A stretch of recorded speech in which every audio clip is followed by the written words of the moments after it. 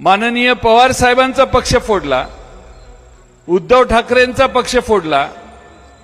हे दोन्ही पक्ष फोडताना ज्या पद्धतीने भारतीय जनता पक्षाने यंत्रणेचा वापर केला त्याच्या विरोधी महाराष्ट्रातली जनता संतप्त झाली आहे।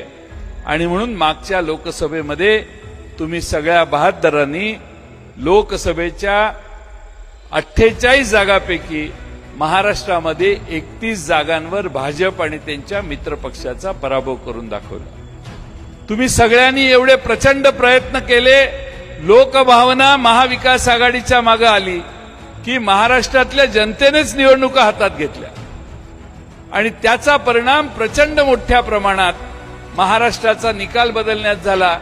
जे 400च्या पार जाऊ म्हणत होते त्यांचा वारू 240लाच थांबला।